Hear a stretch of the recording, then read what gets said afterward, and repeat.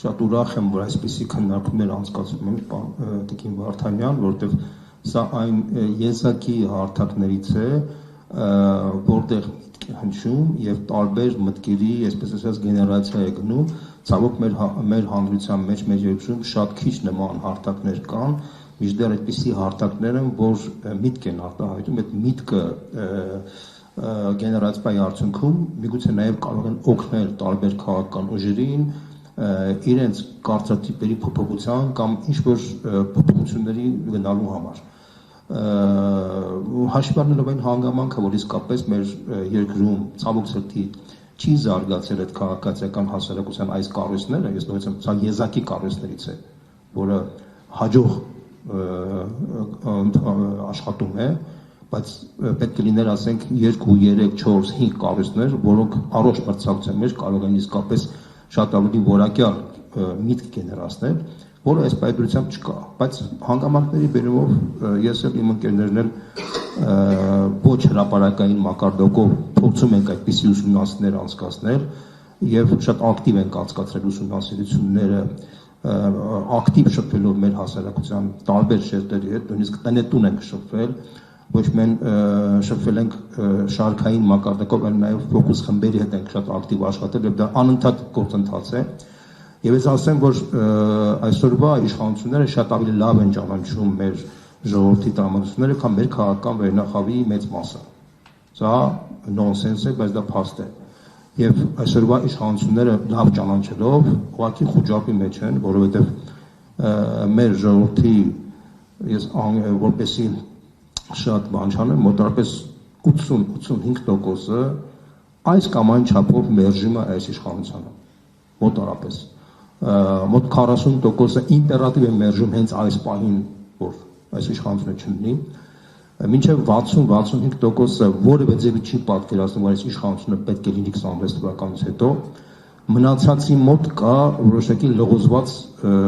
անորոշ իրավիճակ, որովհետև իրենք չեն ստանում համակարգված տեղեկատվական խոսքերով ինֆորմացիա, որպեսզի լավ պատկերացնեն, թե ինչի մասին է խոսքը։ Դրա վառ ապացույցը այն է, որ տեղական գրեթե բոլոր ընտրություններում իշխանությունը պարտվել է, ընդ որում իշխանությունը ունենալով հսկայական վարչական ռեսուրսներ, օբյեկտիվորեն ինքը ուներ առավելություն հաղթելու, բայց տեսեք, ինքը պարտվեց Վանաձորում, ձերբակալեց հաղթող քաղաքապետին, պարտվեց Գյումրիում, դա երկրորդ քաղաքն է Հայաստանի, նորից ձերբակալեց մարդուն, Փարաքյալում պարտվեց եւ հաղթող տեխնատուն սպանվեց։ Երևանում գրեթե կարելի ասել կիսապարտված վիճակի մեջ էր, կուլիսային բաների արդյունքում, այսպես ասած, կարողացավ վերարտադրվել, ընդ որում Երևանում մասնակցեց քվեարկողների ընդամենը 28%-ը, պատկերացնում եք, եթե ասենք մասնակցությունը մեր գնահատականով էր 30%-ից ավել, ինքը անկախ նրանից, թե ինչպես կարող էր օգտագործել այլ շրջանակներից, ինքը պարտվելու էր։ Այսինքն իշխանությունը գիտի, որ հանրությունը մերժում է իրեն իմպերատիվ, բայց մեր քաղաքական վերնախավի մեծ մասը շարունակում է հին ստերեոտիպը մտածել, որ ժողովրդի մեծ մասը այնուամենայնիվ աջակցում է այս բողոքում է, թե ինչ է այդպես ստացվել։ Այդպիսի բան գոյություն չունի հիմա։ Ուղղակի եթե մեր քաղաքական վերնախավի շրջանակները ակտիվ բացի այս ֆորումներից նաև շփվեին հասարակ մարդկանց հետ, ապա իրանք ուղղակի շոկի մեջ կհայտնվեն, թե ինչ աստիճանի է փոխված հանրային տրամադրությունները։ Բայց դա տրամաբանական է, որովհետև մեր երկրում հատկապես բոլոր նախկին 3 նախագահների ժամանակ էլ վերջին փուլում միշտ հասարակության մեջ առաջացել է հոգնածություն եւ մարդիկ ուզում էին փոփոխություն։ Հատկապես այս մարդու պարագայում մի շատ հետաքրքիր դետալ կարող եմ նշել։ Եթե նախկին 3 նախագահների ժամանակ պայմանական է, թե 25% ընդդիմադիր, 25% իշխանամետ եւ 50% ճահիճ էր եւ ճահիճը շատ դժվար է փոփոխություն կատարել, ապա այս իշխանության պարագայում դա եզակի երևույթ է, որ ճահիճը արդեն 50% անոց ճահիճը ուզում է փոփոխություն։ Այսպիսի բան չի եղել մինչեւ այս պահը։ Ինչի չի եղել, որովհետեւ այսօրվա երկրի ղեկավարը ֆունդամենտալ է տարբերվում նախկին 3 ղեկավարներից։ Ինչով է տարբերվում, որովհետև ես ուզում եմ դա հատուկ նշել, Վատ թե լավ, 3 նախագահները որոշակի մեկ, այսպես ասած, ուղենիշ են ունեցել երկրի զարգացման տրամաբանության մեջ, որը հասկանալի էր, որտեղ աշխարհագրությունը ձևավորում է քաղաքականություն, արտաքին եւ ներքին քաղաքականություն, վատ թե լավ այդ քաղաքականությունը իրականացվում էր։ Անվտանգային համակարգ, տնտեսական զարգացում, մեկը մի լավ էր աշխատում, մեկը մի վատ էր աշխատում, բայց այնուամենայնիվ դա էր ուղենիշը։ Երբ որ այս մարդը եկավ իշխանության, տեսեք, մինչ 2018 թվականը աշխարհաքաղաքական պայքարը մեր տարածաշրջանում կոնկրետ Հայաստանի մասով, այսպես ասած, մեծ դերակատարում չուներ, որտեղ բոլորի մոտ կար ընդհանուր ըմբռնում, որ Հայաստանը ունի սահմանափակ հնարավորություն ընտրություն կատարելու։ Այսինքն հռչակված էր, որ Հայաստանը պետք է վարի փոխլրացված քաղաքականություն, բալանսավորված կոչվում էր, ավելի բարձր մակարդակի Հայաստանը անվտանգային իմաստով ուներ հարաբերություն Ռուսաստանի հետ եւ որպես փոխլրացում փորձում էր մաքսիմալ լավացնել իր հարաբերությունները Արևմուտքի հետ, բոլորն էլ փորձում էին նաեւ Թուրքիայի հետ ինչ-որ հարաբերություններ պահպանել, բայց դա չէր ստացվում։ Այս 4-րդ ղեկավարի պարագայում իրավիճակը կտրուկ փոխվեց, որովհետեւ աշխարհաքաղաքական տարբեր կենտրոններում տեսան հնարավորություն, որ այս մարդու միջոցով հնարավոր լինի արմատապես փոխել նախկին Հայաստանի ուղենիշը եւ փորձել այդ դրա արդյունքում փոխել նաեւ կովկասյան աշխարհաքաղաքական ամբողջ քարտեզը։ Եթե դուք հիշում եք 2018 թվականից, երբ որ իշխանությունը փոխվեց, սկզբնական փուլում իշխանությունը աշխարհաքաղաքական իմաստով որևէ փոփոխություն չէր առաջարկում։ Այսինքն ինքը ասում էր, որ ես արտաքին քաղաքականության բալանսը պահպանելու եմ։ Ինչու էր այդպես, որովհետև արևմտյան կենտրոնները մշակել էին մի կոնցեպտ, որ Հայաստանը ի տարբերություն Ուկրաինայի եւ Վրաստանի, քանի որ մեծ շանսեր չունի փոփոխելու, ինքը պետք է դեմոկրատիայի օրինակ ծառայի, որպես այդ դեմոկրատիայի օրինակով Ռուսաստանում գնա նույն փոփոխությունը, այսինքն հայաստանյան հեղափոխությունը պետք է դառնա օրինակ, թե ինչպես պետք է Ռուսաստանում այդ նույն փոփոխությունը կատարվի օրինակ Նավալնիի միջոցով։ Իրենք դիտարկում էին Նիկոլ Փաշինյանին հայկական Նավալնի, իսկ Նավալնին Ռուսաստանում համարում էին ռուսական պոտենցիալ Փաշինյան։ Նույնը իդեպ ասեմ, որ փորձեցին իրականացնել Բելարուսում, բայց չստացվեց Տիխանովսկայի միջոցով։ Բայց այդ քաղաքականությունը շատ կարճ ժամանակ տևեց եւ պարզվեց, որ այդ process-ը չկապիտալիզացվեց Ռուսաստանում եւ այն շրջանակները, ովքեր որ հույս ունեին, որ Փաշինյանի իշխանության պարագայում հնարավոր կլիներ նույնը փոխել նաեւ Ռուսաստանում, որովհետեւ պլան B-ով գնալ, այսինքն փորձել այնպիսի մի վիճակի մեջ դնել, որ Փաշինյանը ստիպված սրի հարաբերությունները Ռուսաստանի հետ։ Ինչպես դա այսօր Վրաստանի իշխանությունները փայլուն մի զեկույց են պատրաստում, մոտ ժամանակներս կգա, թե ինչպես Արևմուտքում Սաակաշվիլին գցեցին թակարդի մեջ։ Այսինքն իրենք սրում են Սաակաշվիլի պարագայում ասում, իրանք սրեցին կանխամտածված հատուկ հարավային Օսիային կոնֆլիկտ, որի արդյունքում սրվեց Սաակաշվիլի հարաբերությունները Ռուսաստանի հետ, Սաակաշվիլին հասկացավ, որ այլևս բալանսիրովկայի հնարավորություն չունի Ռուսաստան-Արևմուտք հարաբերություններում, ինքը ավտոմատ հայտնվեց թակարդում, այսինքն արևմտյան կենտրոնների գրպանում։ Դա իրան կարող են այն ժամանակ, երբ որ տեսնում են, որ մեծ հաջողություն չի ստացվում։ Այսինքն Սաակաշվիլի պարագայում, երբ որ տեսան, որ արդեն սպառված է իր բաները, իրենք ստիպված սրեցին դա եւ Սաակաշվիլին հայտնվեց իրենց գրպանում եւ օբյեկտիվորեն սկսեց կատարել այնպիսի քայլեր, որը բխում էր ոչ թե Վրաստանի շահերից, այլ բառացիորեն իրենց շահերից, այսինքն ինքը դառել էր բառից բունի իմաստով մանրադրամ, իսկ Վրաստանը տարածք։ Նույնը կատարվեց Հայաստանի հետ կապված։ Հայաստանում ինչ կատարվեց։ Իրանք սադրեցին, որ Փաշինյանը կազմաքանդի բանակցային գործընթացը, շատ կարևոր էր, որպեսզի վարկաբեկվի Հայաստանի բան, հայկական բանակը, ինչպես զինվորականությունը վարկաբեկելով, եթե դու զինվորականությունը վարկաբեկում ես, ավտոմատ բանակի հեղինակցությունը անկում է ապրում, Ղարաբաղցի հայաստանցի բանը խորացնում ես, ըստ էության Ղարաբաղի գաղափարն է վարկաբեկվում, եւ արդյունքում պարակտում է մցվում ամբողջ հասարակության մեջ, այսինքն բարենպաստ պայմաններ է ստեղծում, որպեսզի դրսից ագրեսիա լինի եւ ուժով լուծվի խնդիրը, որտեղ բանակցային process-ը միջև այդ այս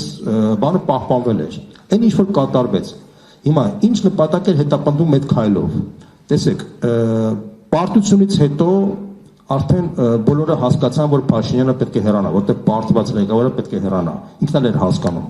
Բայց ինքը շատ լավ հասկանում էր, որ եթե ինքը հեռանա, դա շարքային հեռացում չի լինի, ինչպես հեռացավ Տեր-Պետրոսյանը, Քոչարյանը կամ Սարգսյանը,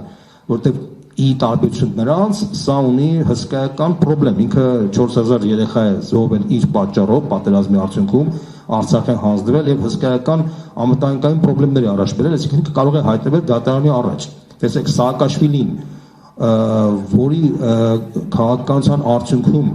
ինքը ոչ մի տարածք չկորցրեց, ինքը պարզապես փորձեց գրավել Արայփան, Օսյան չստացվեց, մինչև Աջարյան ինքը գրավեց, Աջարյան մինչև Սաակաշվիլի գալը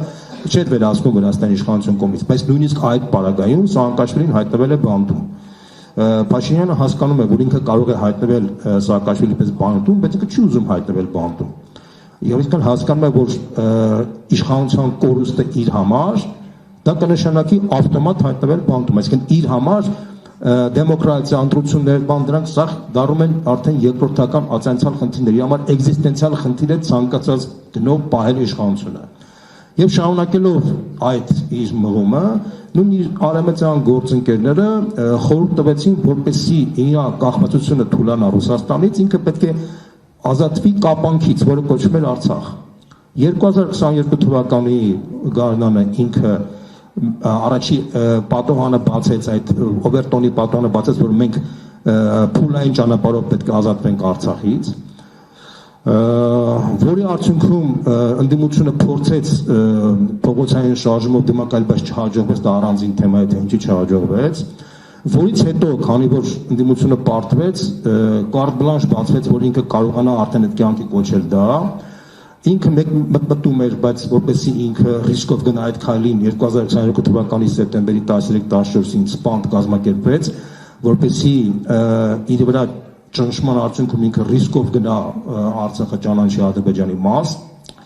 եւ հոկտեմբերի 6-22 թվականի երբ որ ինքը ճանաչեց Ադրբեջանի մաս, ինքը դե ֆակտո կազմաքանդեց նոյեմբերի 9-ի համաձայնագիրը, որով փաստացի Արցախը ճանաչված էր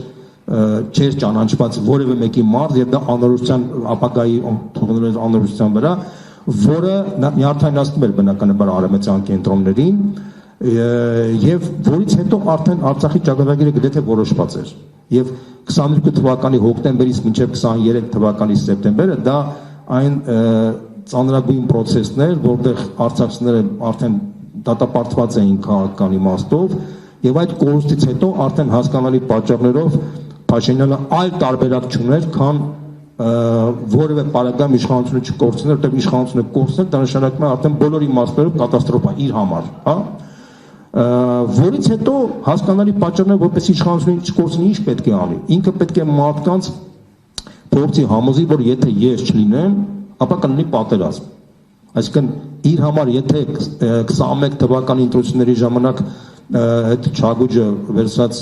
պայքարվեր նախկինների Թալանի բանի դեմ, ապա Գյումրիի ընտրությունները ցույց տվեցին, որ հասարակության նույնիսկ մեծ մասը պատրաստ է համակերպվել նախկին Թալանի հետ, միայն թե նա հեռանա, որտեղ Վարդան Ղուկասյանը մեղմ ասած բյուրեղի անձնավորություն չէր եւ մարդիկ հրճված չէին, որ իրեն ընտրեին։ Պարզապես բոլորը հասկանում են, որ որպես ճարած փոքրագույն ինքը լավագույնն էր այս բանին ԿՊ-ին հեռացնելու համար։ Եվ սա տեսանելի դարձավ Փաշինյանի համար, որ արդեն այդ խաղաթուղթն էլ չի աշխատում։ Մնացել է մի խաղաթուղթ՝ պատերազմ եւ խաղաղություն տարբերակը։ Բայց պատերազմ եւ խաղաղություն տարբերակի մեջ օբյեկտիվորեն ինքը կախված է Թուրքիայից եւ Ադրբեջանից, որտեղ Թուրքիան ու Ադրբեջանը կարող են նվիրեն այդ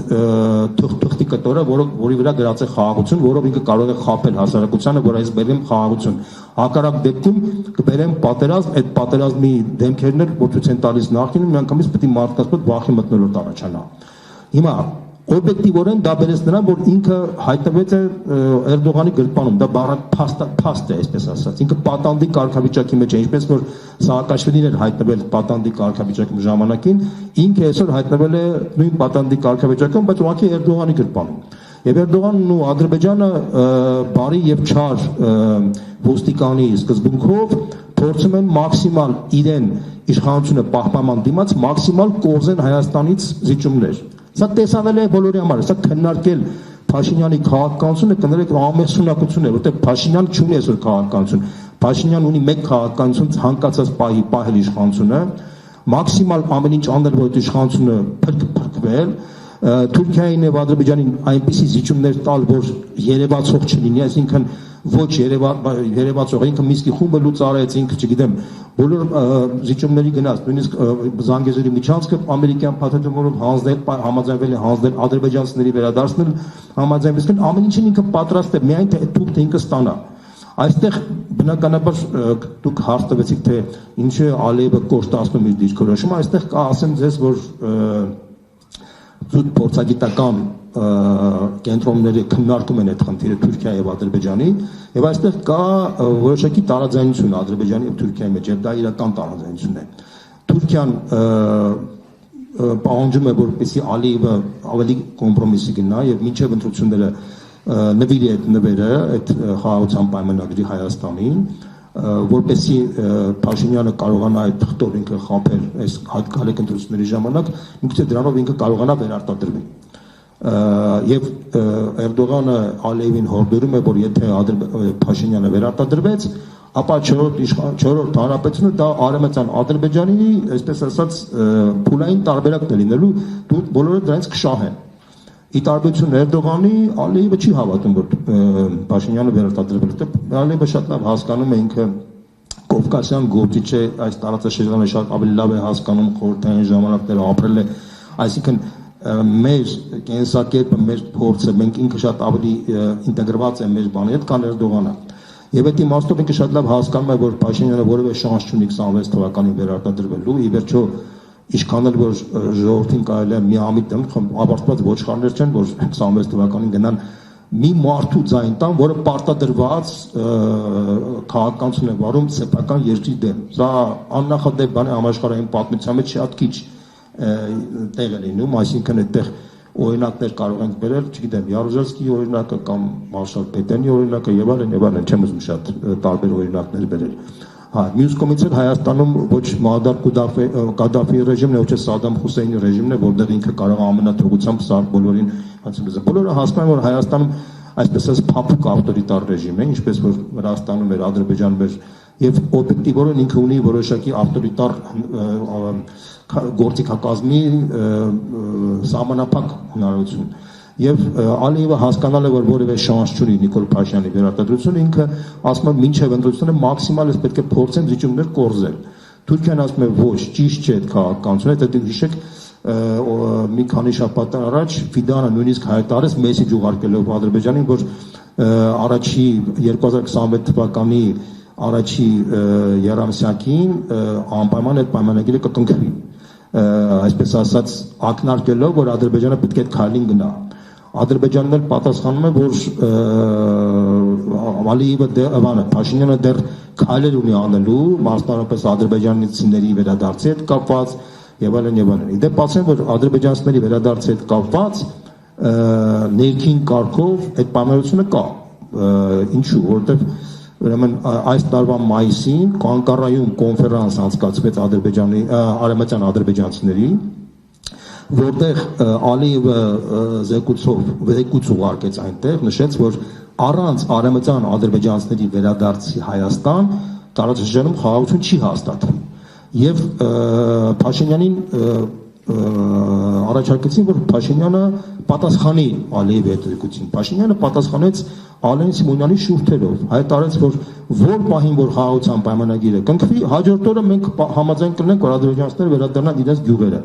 Այսինքն այդ երկխոսությունը իրենց բոլորի համար տեսանելի է, բացառությամբ հայ հասարակության, որը մենք կներեք մի քիչ նատուրալիստական ժողովուրդ ենք, մենք շատ ավելի պարզ, պրիմիտիվ բանաձևեր ենք հասկանում, քան այն ինչ որ կա միջազգային հարաբերություններում։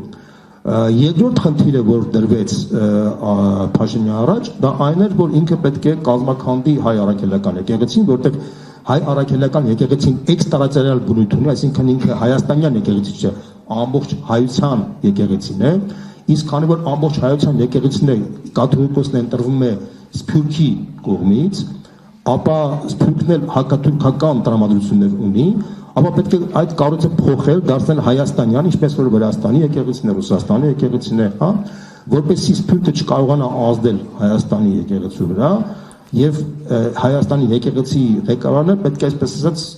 ենթարկվի Փաշինյանին, ինչպես օրինակ Թուրքիան, հա, այսպես ձևակերպենք։ Նու հաշվարկները որ Փաշինյանը չի կարող այդ սաղ ծրագրերը բացել, ինքը որպես առաջի քայլ թիրախավորել է կաթողիկոսին։ Թիրախավորել է կաթողիկոսին, ինչպես որ նախկինում թիրախավորում էր զինվորականներին, որ հետո կազմակերպի բանակը։ Ինքը չէր ասում ես բանակն եմ ուզում կազմել, ինքը ասում էր թիրախավորում եմ կոնկրետ կաշառակեր զինվորականներին, անուններ էր տալիս։ Հիմա ստեղ էլ ասում է ես թիրախավորում եմ ոչ թե եկեղեցին, այլ կոնկրետ եկեղեցականներին, կաթողիկոսին, Բագրատ Սրբազանին, Աճապարյանին, վաղը մյուս օրը կարող է ուրիշ բան ասի, բայց մեթոդը նույնն է, այսինքն թիրախորել կոնկրետ անձերի, եթե դու հասնում ես հաջողության, բնականաբար հաջողության հասնելուց հետո արդեն ամբողջ կառուցվածքը փոխվում է եւ հայ առաքելական եկեղեցուց մնում է մի հատ փոքրիկ կառույց, որը պետք է սպասարկի միայն Հայաստանում եւ այդ կառույցից հետո արդեն այսպես ասած դա ադրբեջանցիների պահանջն է, դա Էրդողանի եւ Ալիևի պահանջն է, որը ներկայացնում է Փաշազադեի շուրթերով։ Փաշազադեն բարձ հայտարարեց, ասաց որ Էջմիածինը պատմականորեն միշտ հայկական ռևանշիզմի կենտրոն է եղել եւ որպեսզի ադրբեջանցիները կարողանան վերադառնալ Հայաստան, այդ ռևանշիզմի կենտրոնը պետք չլինի։ Ոնց եք դուք պատկերացնում, որ ադրբեջանցիները գան Հայաստան, բայց Հայաստան ունեն ռևանշիստական ուժեր կամ ռևանշիստական կառույց։ Ասում դա ճիշտ է ասում, ինքը նոնսենս է այդ իմաստով։ Դրա համար Փաշինյանը հիմա այս ակտիվ պայքարում է եկեղեցու դեմ։ Տեսեք 2018 թվականին, որ ինքը եկավ իշխանության, եթե հիշում եք այն ժամանակ էլ մեծ շարժում սկսվեց Հայր Կորյունի գլխավորությամբ նոր Հայաստան, նոր Հայրապետ։ Բայց այն ժամանակ Փաշինյանը դա հետաքրքիր չէր, ինքը չանջակցեց, որտեղ Փաշինյանը ինքը թքած ունի вообще եկեղեցու վրա, կաթողիկոսի վրա, вообще արժե համակարգել չունի, իր համար ինքը, այսպես ասած, անհավատ աշխարհիկ մի անձնավորություն է, որը անարխիստական այսպես հակումներ ունի, ոչ մի գաղափար չունի, իսկական պոպուլիստական արժեքներով ապրող մարդ է, իրան հետաքրքիր չի ոչ բարոյական նորմեր, ոչ չգիտեմ, ավանդական նորմեր կամ չգիտեմ, իրան բնութագրել որպես ինչ-որ կրող, ինչ-որ մի գաղափարի կրող, դիտասած ինքի ծաղն է առաջ գալիս։ Բայց հաշվառելով են հանգամանքը, որ կա Էրդողանի եւ Ալիևի պահանջը, եւ հաշվառելով են հանգամանքը, որ կա իր բանը իրավիճակը, որ ինքը պետք է ստանա այդ թուղթը Ալիևի կողմից, ինքը պետք է բավարարի իրենց պահանջը։ Սա է խնդիրը, այսինքն ինքը բարոյական ինքը փաստացի պատերազմ է հայտարարել եկեղեցու դեմ, անունը դնում է որ պատերազմ եմ կաթողիկոսի դեմ, եւ ես հիմա կոչ եմ անում բոլոր այն մարդկանց, լրագրողներին, քաղաքական գործիչներին, ովքեր կքննարկեն կաթողիկոսի եւ Փաշինյանի հակասությունը, հրաժարվեք այդ քննարկումից։ Դա քաղաքական ամենաշնակություն է քննարկել։ Նախ եւ առաջ սկսենք այն բանից, որ մարդը, որի պատճառով 4000 մարդ է գետնի տակ հանձնել, այդ մարդը ունի բարոյական իրավունք քննարկելու մեկ ուրիշ մարդու կյանքը, դա արդեն անբարոյականություն է քննարկել այդ տիպի խնդիրները, դուք հասկանում եք, բայց երբ որ մենք մոտ այդ քննարկումները գնում են, դա ցույց տալիս որ մենք դեռ հասուն հասարակություն չունենք։ Սա շատ կարևոր խնդիր է, որ մենք հասկանանք այդ իրավիճակը։ Մենք չենք քննարկում կաթողիկոսի անձը, մենք չենք քննարկում եկեղեցականների խնդիրը, բազմաթիվ եկեղեցիներում կան բազմաթիվ խնդիրներ։ Մեր եկեղեցու մեջ շատ ֆունդամենտալ խնդիրներ կան եւ իսկապես մեծ ռեֆորմացիայի կարիք ունի մեր եկեղեցին, բայց այս իշխանության պարագայում դա պետք է չլինի։ Այս իշխանությունը պետք է 26 թվականին չլինի եւ պետք է գա նոր իշխանություն։ Այդ նոր իշխանությունը միանշանակ դա պետք է լինի մեծ միասնական, մեծ համերաշխության հիմքի վրա պետք է լինի։ Մենք մի քանի տարի պետք է, այսպես ասած, այն վերքերը, որ կա մեր հասարակ առողջացնենք, նոր հիմքի վրա արդեն ստեղծենք նոր տարբեր քաղաքական ուժեր, որոնք, այսպես ասած, հայաստանյան կենտրոն սկզբունքների շուրջ կարող են ինչ-որ տարբեր բաներ առաջարկել, ինչպես որ կա, ասենք Ֆրանսիայում, չգիտեմ, Անգլիայում, Իտալիայում, Միացյալ Նահանգներում, այն ինչ-որ հիմա կա, սա այս կոնֆլիկտը ոչ թե քաղաքական կոնֆլիկտ է, սա Հայաստանի լինել չնելու կոնֆլիկտն է, այսինքն ես նորից եմ կրկնում, սա ես չեմ ասում, որ Փաշինյանը ինչ-որ գործակալ է կամ չգիտեմ, այդ մարդը հայտնվել է պատանդի կարգավիճակի մեջ, եթե այդ պատանդի վիճակի մեջ հայտնվել ցանկացած մարդ, Կիրակոս Պողոսյանը, Պողոս Կիրակոսյանը, այս մեր նստածից ցանկացած մարդ, որ իրավիճակում հայտնվել, նույն քայլերն էր կատարելու։ Ես դաժան բան ասեմ, բայց իրավիճակն է այդպեսին, որտեղ եթե մարդը հայտնվում է մի վիճակի մեջ, որտեղ իր կյանքի ու մահի խնդիրն է դրված, ինքը բնականաբար պայքարում է իր կյանքի համար եւ մերժում է իր մահը։ Հիմա իր կյանքը դա նշանակում է Հայաստանի մահը եւ հակառակը իր քաղաքական մահը կնշանակի Հայաստանի փրկությունը։ Դրա համար ես այն մարդկանցից եմ, որը համարում եմ, որ կենսական անհրաժեշտությունը քննարկել նաև հումանիտար միջանցքի շուրջ դիսկուրս բացել, իրեն շանս տալ, որ ինքը հեռանա Հայաստանից իր փոքրիկ խմբակի հետ միասին, որպեսզի այսպես ասած փող համաձայնության պայմաններում մենք կարողանանք առանց մեծ ցնցումների, առանց մեծ արյունի եւ առանց մեծ ողբերգությունների կարողանանք այս վիճակից դուրս գալ։ Շատերը կարող են չհասկանալ դա, կարող են, չգիտեմ, հայերեն ասել, որ դու բան ես, բայց դա ինձ հետաքրքիր չի դա, որտեղ իրականությունը շատ ավելի բարդ է, քան մարդիկ պատկերացնում են։ Սա կներեք պոպուլիզմի տեղ չէ, որ բանը վայ հայրենասիրական ինչ-որ քարոզներով հանդես գալ, ոտանավորներ ասել, ինչքան իրենք լավն են կամ ուրիշները վատն են, այստեղ կա Հայաստանի լինել չնելու խնդիրը եւ այս մարդը պատանդի կարգավիճակի մեջ իրեն էլ պետք է փրկել այս իրավիճակից, որտեղ սա իսկապես մեծ ողբերգություն է, որտեղ ինքը հայտնվել է իր հիմար քայլերի արդյունքում հայտնվել է երկու ոտքով, երկու ձեռքով հայտնվել է պատանդի մեջ, պատանդի իրավիճակում եւ պատանդի իրավիճակում ինքը փաստացի իր փրկության համար կատարում է քայլեր, որը կարող է բերել Հայաստանի պետականության կազմաքանդման։ Շատ պարզ խնդիր է, սա է հարցը։